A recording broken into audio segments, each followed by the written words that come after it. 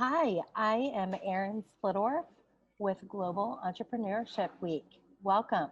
We are so excited for this next session with Alden Miller, who will be presenting leveraging video for your brand on a bootstrapped budget.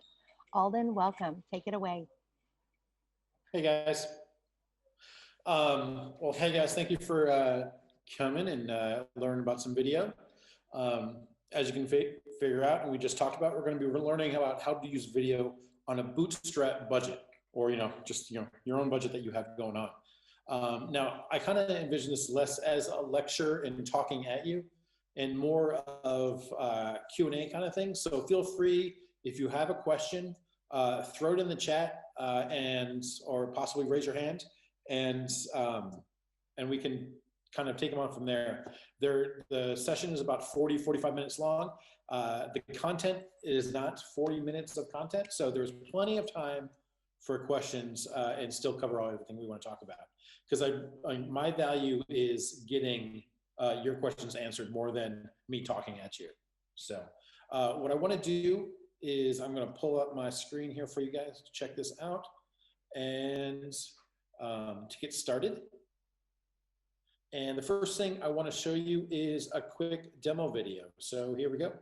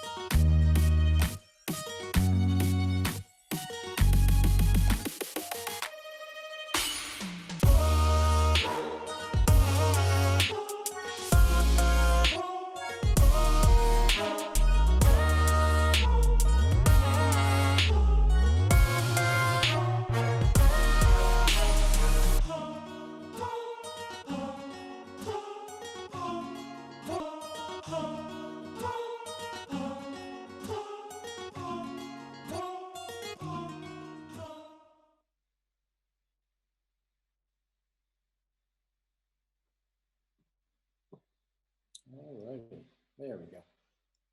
Whoa, we're going crazy. Okay, so our focus today is we're going to be talking about the what and the how to be doing videos for yourselves. And we're not really going to be focusing on the why, because for the time that we have today, I'm going to assume you know why video is important for your business or your brand, okay? And so our mission out there is to win the attention war. So basically, you guys are looking for eyeballs, and that sounds a little disgusting, but attention is your currency, the best currency for you, because if you are not out there grabbing attention, as far as your audience is concerned, you don't exist. And so the tricky part is that in this attention war, your competition isn't necessarily the mom and pop place down the road, or if you're a service provider, your frenemy competition person does the same service that you do. Your competition is actually, Facebook, Netflix, Xbox, Amazon, things like that. because when people go home and they're done working, this is where they go. They don't necessarily want to learn about your new product or service. And how do you get through that attention, and how do you cut through all that noise? Storytelling is going to be our best and our secret weapon. It's what's going to separate you from the pack. So, because stories that you're going to be telling are from your perspective. This is not the copy and paste stuff that you find on Medium or Facebook, and you change a couple words and you spit it out as your own stuff. You're going to be telling your own personal stories, and this is what's going to gravitate people to want to learn more about you and your product or your service. So, why storytelling? Now, simply, stories are greater than statistics and facts and things like that. We're living in a data overrun world, and it's filled with statistics and facts and figures and benefits and features. And we also think that if we're using data to prove our point, it's automatically going to get the people to our side. But that actually hardly ever works, because facts and figures don't move us to action, but stories do. There's been tons of psychological studies for the past 20 some years that show that people tend to contribute significantly over a story of an individual rather than a group of statistics and things like that. Because if you've ever seen a video, some videos that you'll see, you're not sure why you should even care, why you continue watching, and maybe you don't care and you stop watching. And that's because a lot of times the companies have chosen to lead with focusing on the features and benefits rather than using real live people. And real life people is who you're going to connect with and empathize with. But what if that same company told you a story of a customer that's been transformed by the company's product, or a story of a company's founder and her journey to creating this life-changing device or service? You're going to take notice, you're going to care, and you might even remember them next time when you actually need that product or service, right? Storytelling is the fastest way to bridge the gap between two people. And a lot of times people, like when you first meet people, they're going to ask you, where you're from and, what do you do and things like that.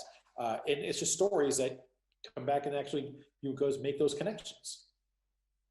And stealing from Simon Sinek here, no one cares what you do, they care why you do it.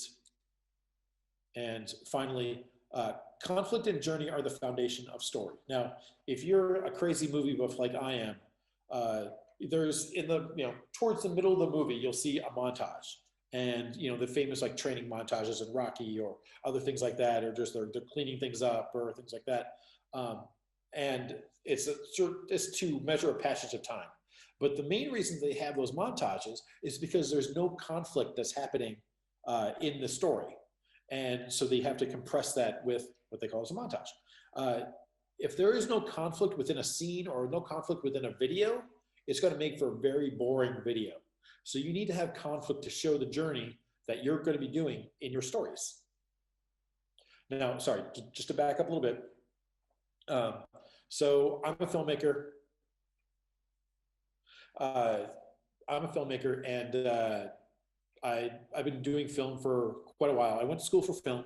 I ended up going to LA for a little bit and doing some Hollywood type stuff. Life brought me back to the Midwest, where I kind of focused on documentary work. And that was through PBS, where I worked there for almost 10 years. And then I found the startup world and nonprofits and things like that, and saw the amazing things people were doing there, and ended up working with a lot of startups in the past 5 years.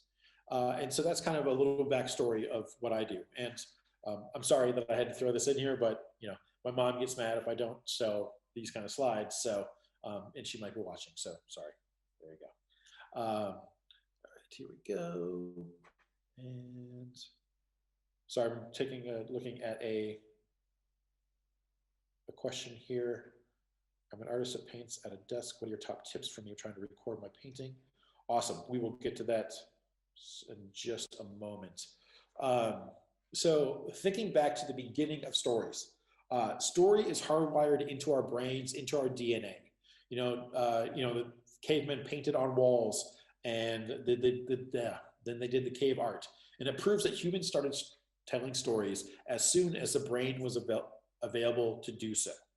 We developed abilities to communicate, which is what differentiates us amongst all the other animals. And it's actually our superpower among those species, because it's how we learn best. And we're able to teach that to other people to grow and evolve faster. And after survival, it was used for spreading knowledge and sharing advice and ideas and getting smarter and smarter from there. As you guys probably already know, story has a beginning and a middle and an end, right? Now, the beginning is what determines if they want to watch more of your story. The middle part is if they care. And so that's where you're tugging at their heartstrings and getting them to care. And then the end determines what they do. And so that's when you want to make sure you have a call to action of what you want them to think or what them to share or how you want them to act immediately after watching your video. Now, I found that there are 5 main stories that's going to help move your brand the most efficiently. And with the bare bones budgets that we're working on, these are the ones that we want to focus on. The first one is the origin story. Excuse me. Now, the origin story, out of all the 5 stories, it's the most versatile and it's the one that uses the most. And these are going to be the things that you're going to find on an About Us section of a website or on the website's main page. People use these for recruiting efforts, getting new talent into their company, introducing them to different partners, or when a company is going to launch a new product or a service, and things like that. When you meet someone new, as I may have said this before, one of the first questions they're going to ask you is, where are you from and what do you do? And this is what the origin story is telling your audience who you are. There's many choices out there when it comes to buying and selling things, and buying anything from ketchup to getting a lawn mowed. They're going to be presenting you with dozens of different options. And nearly every option is going to have their own marketing spin of why they're the best and why you can trust them. An origin story is going to share how you brought things to life. And in doing so, it's going to let your audience connect with the people behind your something. And this type of story is going to build the trust and create confidence and an emotional connection for your brand. Next, we have the impact story. An impact story, it's a solid part of the overall marketing strategy, and it offers the credibility that what you're selling really works. Or if anyone's here is a nonprofit, it's that your donations are being put to good use. The ultimate goal for an impact story is going to build trust in the value of your product or your service. And now when you're thinking about sales funnels and things like that, the well-timed impact story is in the right spot is going to make all the difference in the customer's journey. And now you're mostly going to see impact stories in the way of case studies or a really well-done testimonial, but that's not necessarily the only way to use an impact story. Next, we have the value story. Every strong business and nonprofit has a strong set of core values that unify their team and set a standard for their work. Typically, you're going to find these core values listed on the About Us page, or maybe the founder mentions them in a sales video. However, the sales story offers much more a concrete way to exemplify your brand values and a much more authentic way to connect your team and your clients to them. That's because the value story is one that demonstrates your personal brand value in action. So it's not just plastered on the website walls. It's actually showing you how people have experienced your values in real life interacting with you. Next, we have a teaching story. The teaching story is used to share a lesson to educate someone in how or why of a new skill. It wraps information within the story. And so you're better connect to an audience, and it's also going to help the audience absorb the lesson and learn the skill faster. Most of us can already imagine how a story is going to be more engaging than a boring lecture or just a flurry of slides and things like that. But teaching stories provide much more. They invite an audience to witness the lesson or skill being used in real-world applications. And in turn, it allows them to better remember the information and apply it to their own context.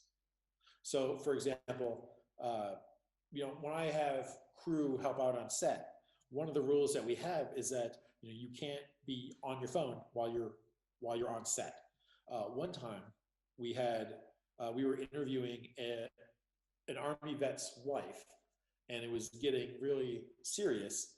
And the storyline was we were getting really deep into the interview, and she was being very vulnerable. And we were talking about the point where she just learned that her husband was killed in action, and she was going through the story as she's processed with us, and she happened to glance over, and there was someone on the other side was texting on their phone, and you could just see in the video later on, watch the video, you could just see her face just change, and she just locked up.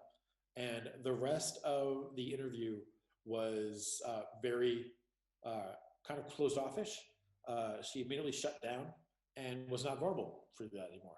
And it was all because people weren't engaged in paying attention, or they were just being, rude on their phone.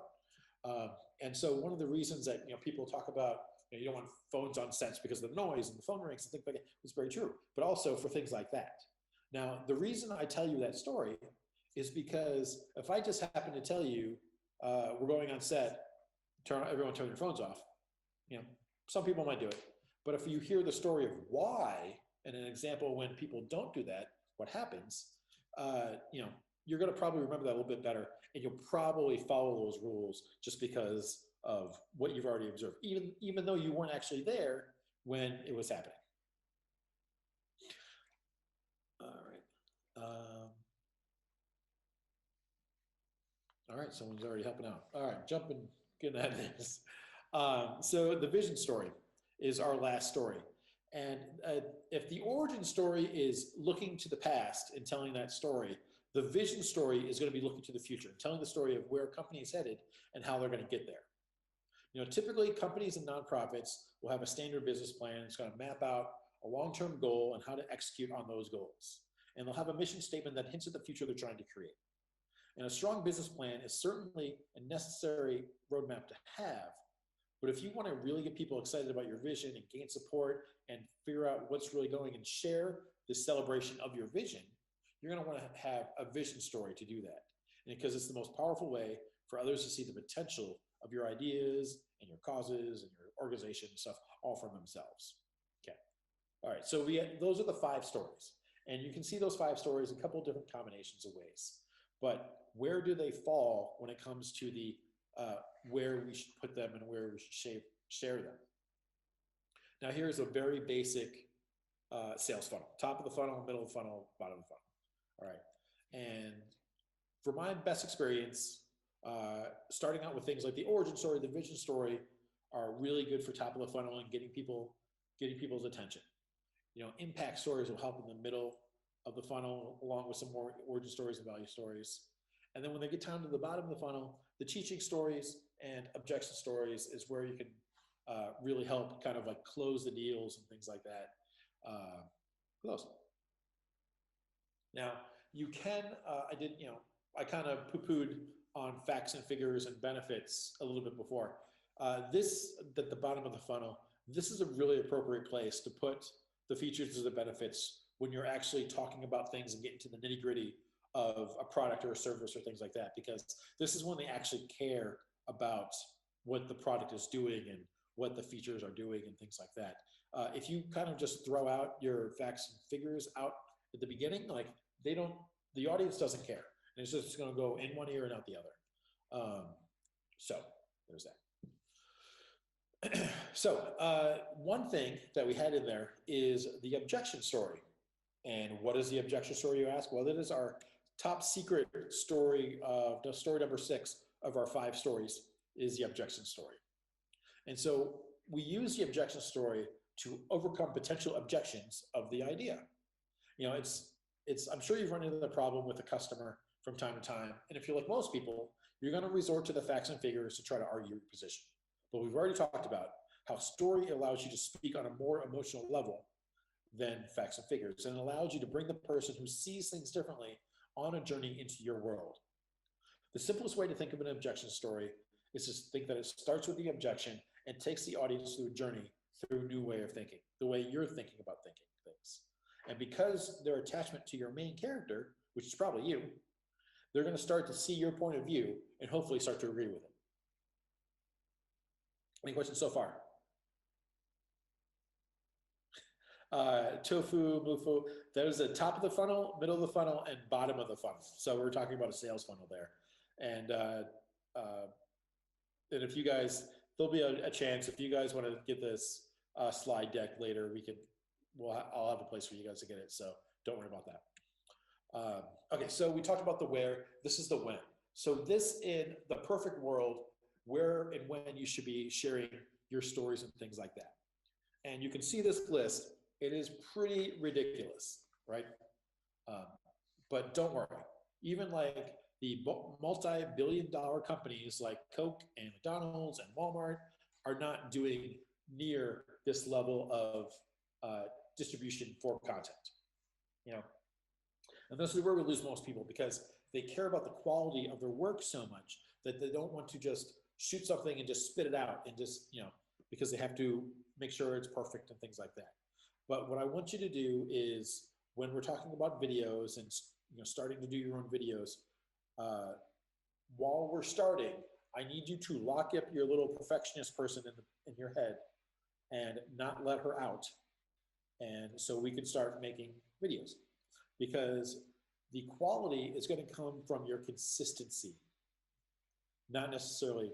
So, and as you're making more and more, you're going to get better. And from a starting point, you know, 1 video a week is a great starting point.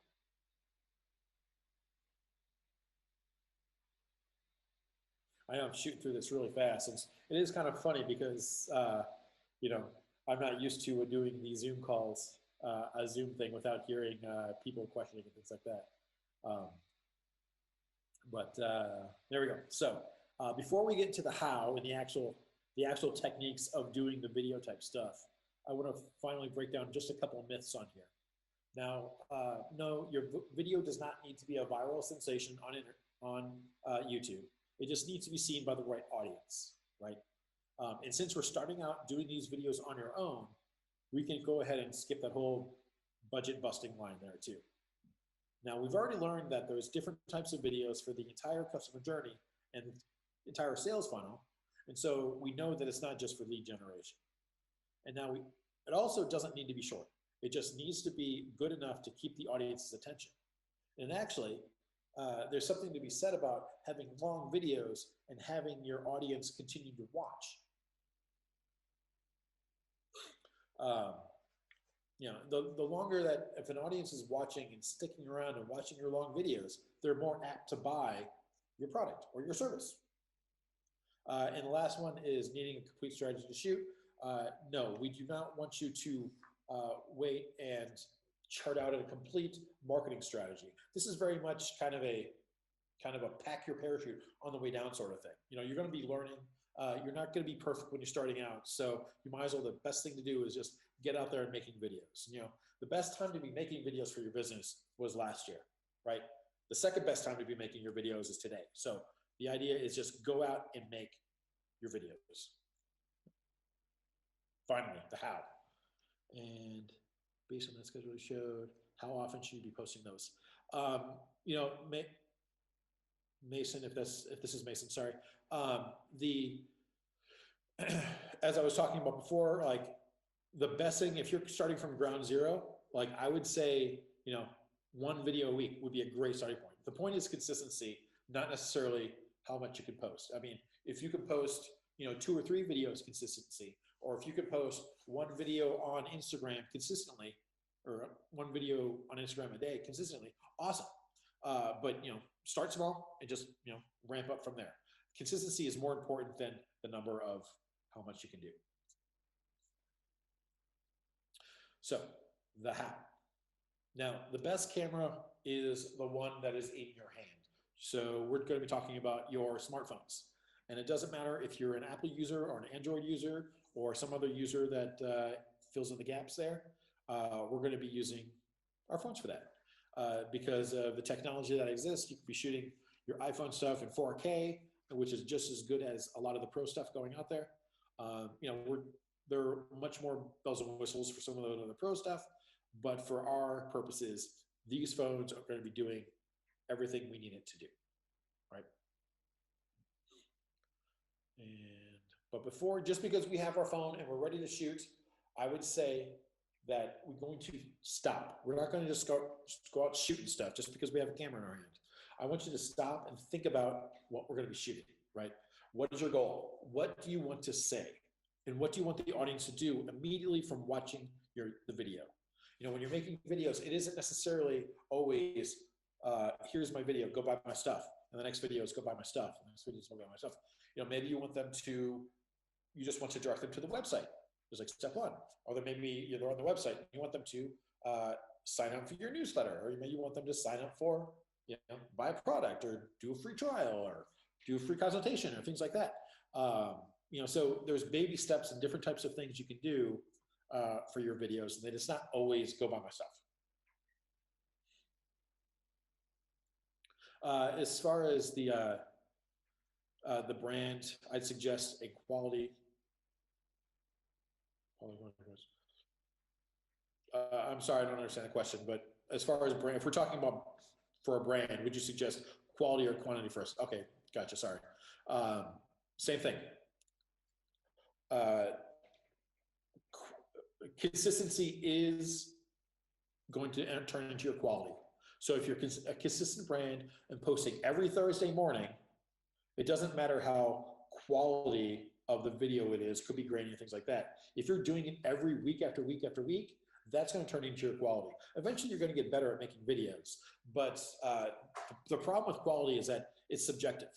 Like I could make the most perfect short film ever and go send it to a producer friend of mine in like New York, and he'd be like, well, this sucks. I've seen 10 of these things this week. It's like the idea of quality is very subjective. And so you really want to get rid of that whole aspect of it. So the consistency is the one thing you can control. So go after that.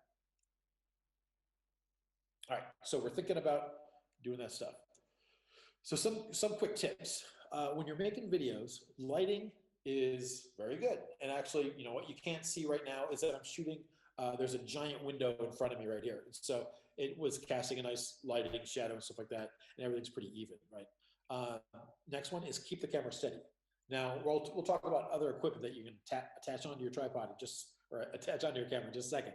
But if you don't have a tripod, one little trick you can do, if you're just holding up your camera like this, and eventually your hand might get a little shaky, is put your camera up against the wall or up against a window, and while you're holding it. And so when it's at arm's reach, you can talk to your camera and stuff like that. And it's going to stay flat and steady against the wall because it's not moving. And you know, that's going to help you keep steady things. Audio matters more than the video. And yes, they say audio is half of video, and it's probably more, especially in the what they call talking head videos for the stuff that we're going to be doing. We're going to be telling stories. You want them to hear your story. So if a shot is too bright or too dark or things like that, people are going to forgive you. If the audio is really grainy, or if it's loud and really soft in different areas and it keeps jumping around, you know, people are just going to get annoyed and stop watching your video. And last, be creative. You know, this is a very basic shot that you see me in right now.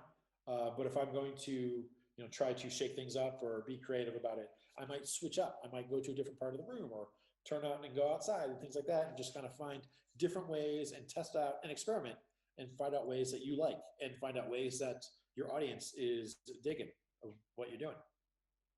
All right, so this is like level 2 accessories. So level 1 was your phone. And so level 2 would be one of the first things you would want to get is a little tripod. And whether this is a tripod that you could find at Walmart or this little guy that is on the picture is called a gorilla pod. And the idea of the gorilla pod is that those little balls, they can turn and stuff like that. So you can kind of grip it onto things. You can put it on a pole. You can wrap it around things like that. Or you can just make sure you can put it on any kind of rocky surface or whatever and keep it as flat as you want there. Also, there's a little microphone you can attach to your camera, and that's going to provide a better audio for you because this particular microphone is like a little shotgun microphone.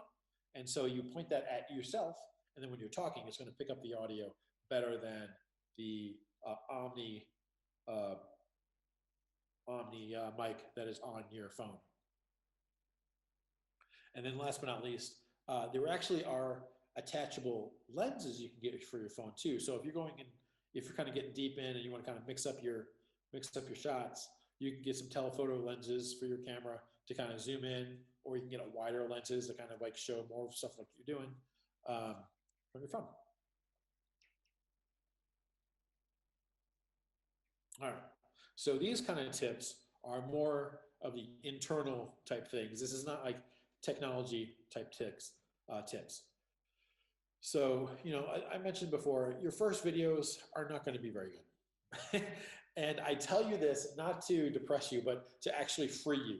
This is a freedom statement here. Every video that you make is going to get better than the last. And the kind of the other cool bonus of this, and this also at first might sound like a negative, is that you're not going to have a very large audience when you start. But that's also awesome because you can learn and test things out as your audience is growing. And you're going to see what's working with them while you're doing it. And you're going to get better and better. And by the time that you get an audience in your mind that is acceptable and things that you want, you're going to be kicking ass with your videos because you're going to be doing your videos for months or maybe a year, and you're going to know exactly what's going on with them. You know, next is energy. What you want to make sure that you do is that you want to make sure that you're exuding enough energy in your videos. Now, when you're talking one-on-one with someone, if you're super energy and you're shaking your hands and running around in circles and stuff like that, it might freak out the other person. But when it comes to video, the video is not, it doesn't pick up your subtleties. It's very, it doesn't pick up your subtleties. Whatever that word is that I'm thinking in my head, it's not, I can't think of it right now. But you need to be more, more energetic, almost to the point where you think you are being ridiculous. Once you get to that ridiculous part, and if you did a couple different takes, so maybe you did a take where, cool, I'll answer that question for you just a second, Natalie, about lights. Just, you know, when you're doing different takes, maybe that first take is just to get that information out. You got all the words out that you wanted to get out. Okay, so let's do it again, and maybe just up the energy, and then do it again, and then like up the energy, and then maybe do another time, and you are completely ridiculous of how much energy you're shaking and throwing at the camera, that when you actually watch the video, you find out that maybe that second to last time or that last time is the one that is actually attention grabbing, things like that.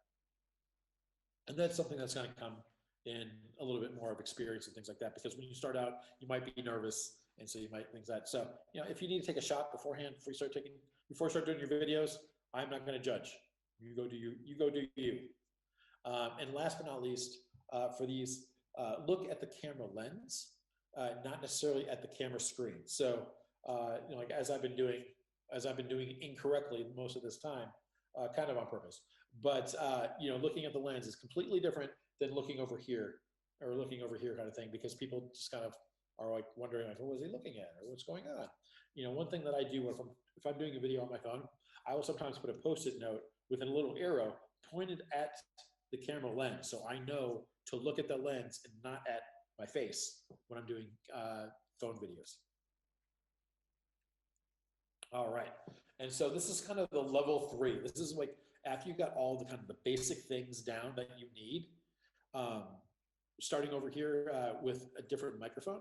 This would be kind of a setup for like a lavalier mic. So a mic you would actually pin up under your shirt. You kind of pin it up right here and talk, and then you can put the other audio receiver part into your pocket, and you can walk around and do whatever you want to do.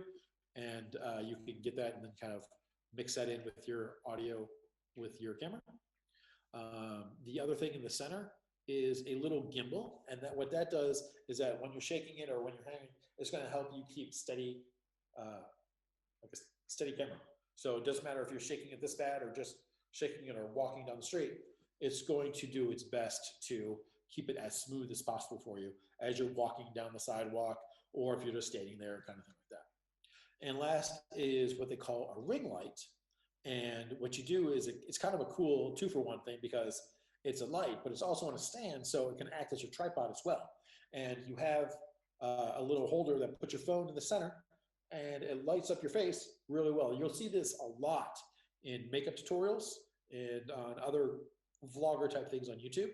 And it's just a really nice little light that brightens up your face and doesn't really do much for the background as well. So those all mostly have dimmer switches, and so you're kind of using one at like almost the lowest setting, and just it really works pretty well. That is something I would suggest for Natalie for your lights that you go to.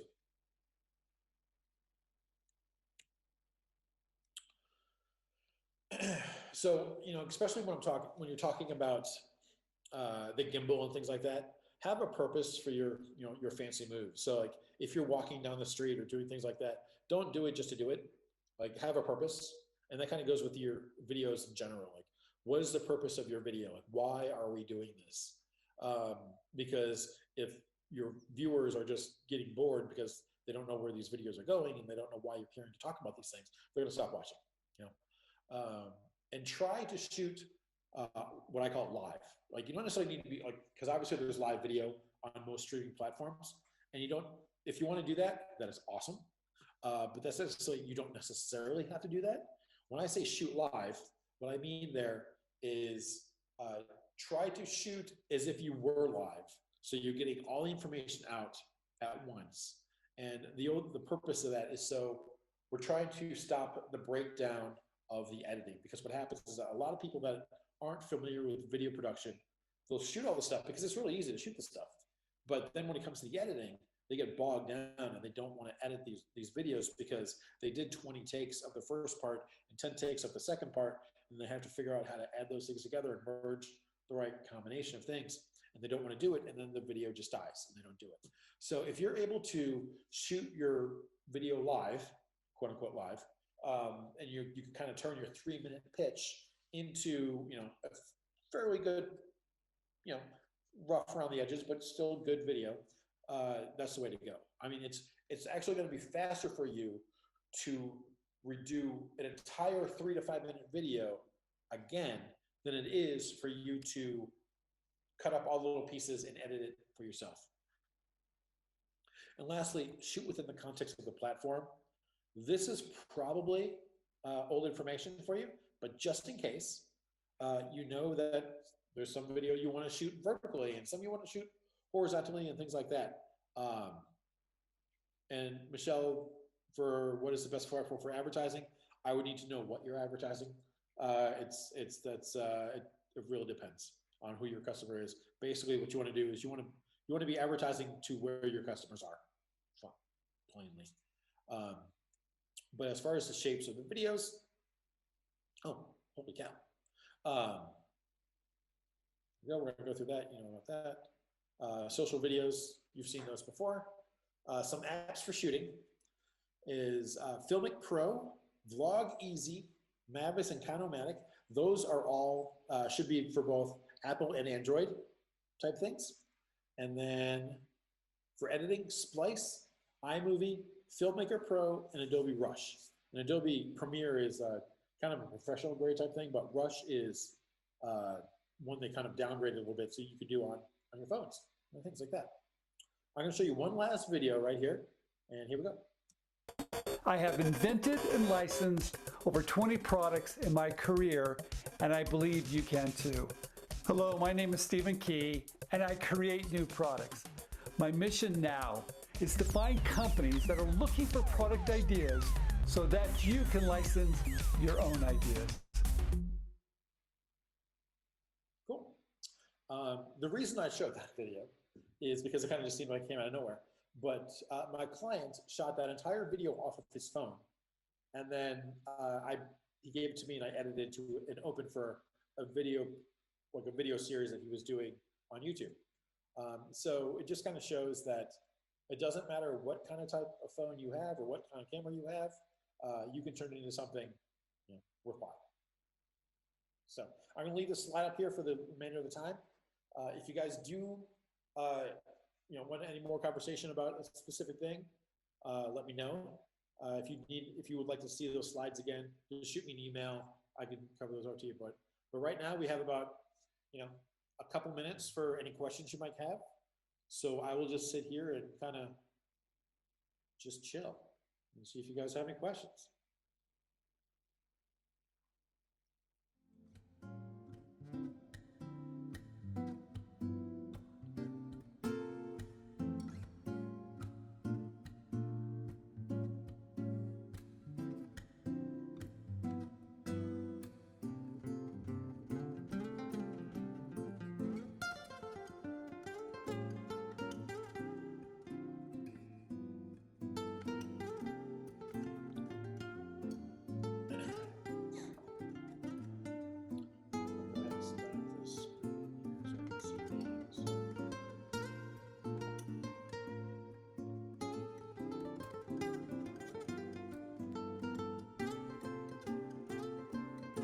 you guys need me to bring that screen back up, I can do that. But I was curious. Trying to see some names, to see some people, see if anyone's here right now.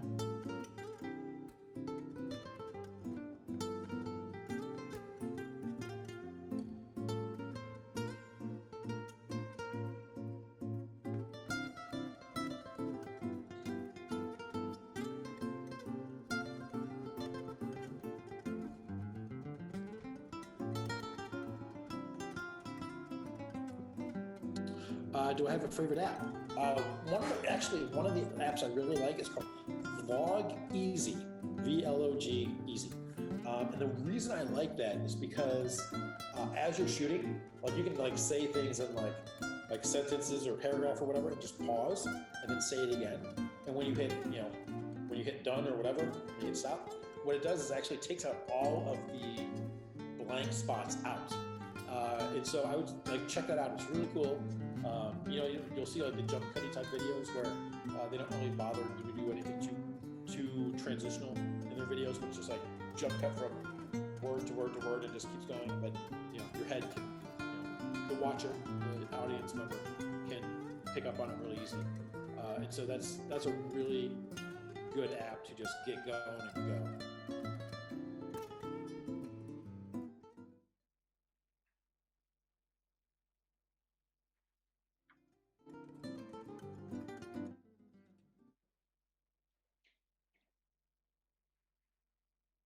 Any other questions?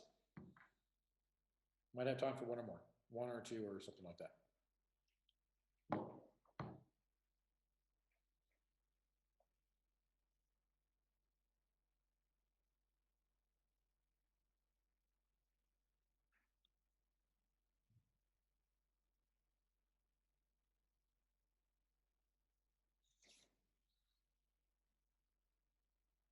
The app slide, sure. Do that real quick. Here we go.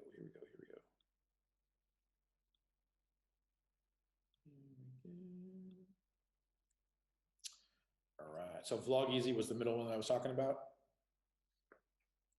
So those are ones for shooting. And then these are ones for editing. And this is for specifically editing. If you wanted to edit on your iPhone or on your iPad or things like that. If you want to take your phone, if you want to take your video into your computer, there are dozens of editing programs. You could do that there. Best thing I would say is pick whatever it is, a shooting or an editing one. Try a couple. Like I would say try the ones that are free or have a free trial and see what you like and go from there.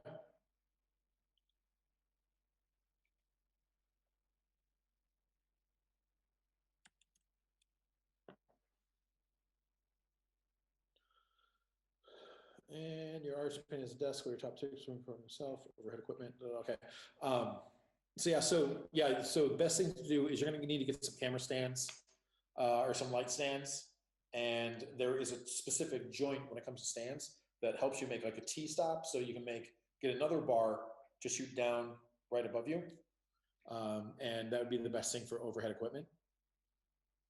Now, you can also get one, since if we're just using our camera, it's pretty light. There are some light stands that actually have an arm that turns over. So you could have that off to the side of your desk and have it turn over and just, you're having the camera or you're having your phone just like this, but probably a little bit above the camera here, but shooting down.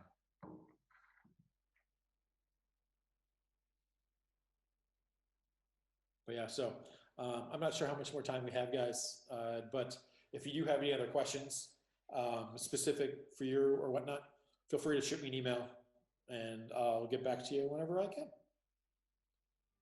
But yeah, that's about it. So thank you guys. Thanks for listening and I hope you have a good day.